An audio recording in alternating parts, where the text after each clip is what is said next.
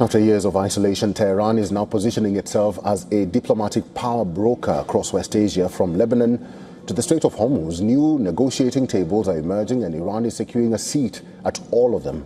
As the U.S. pushes for a new regional order after its deal with Iran, traditional power alignments are now shifting.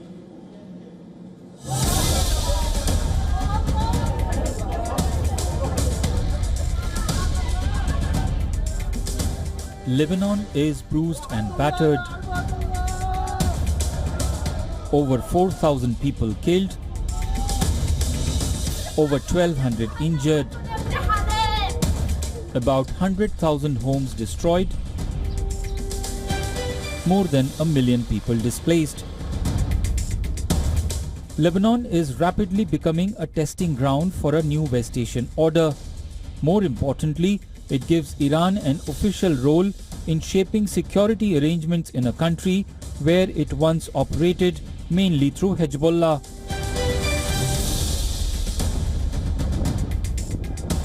At the heart of this shift is a proposed deconfliction cell for Lebanon. The mechanism is designed to prevent escalation along the Israel-Lebanon front. Iranian leaders have been pushing for de-escalation in Lebanon since the peace talks resumed.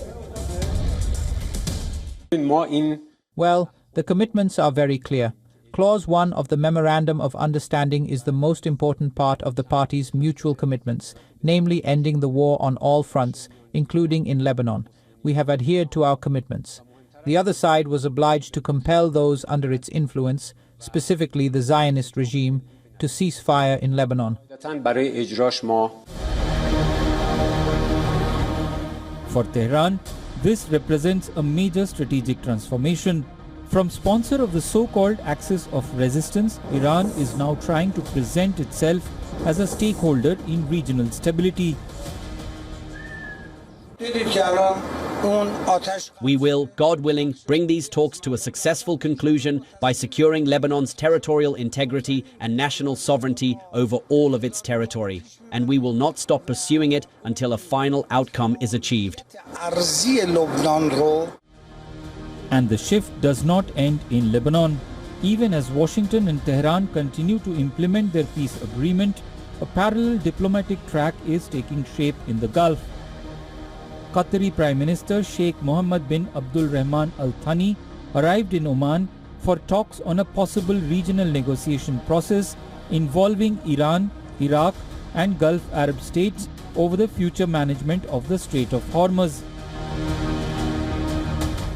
The Strait of Hormuz carries nearly 1/5 of the world's oil and LNG trade, and after months of conflict-related disruptions, regional powers are now discussing how shipping, navigation services and security arrangements in the waterway should be managed. The talks are separate from the U.S. Iran peace process, but they reflect the same reality. Iran is no longer being treated only as a security challenge. It is increasingly being treated as a negotiating partner.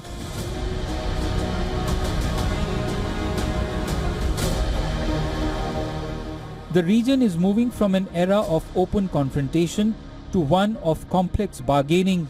Countries that once chose sides are now seeking roles as mediators, guarantors and power brokers.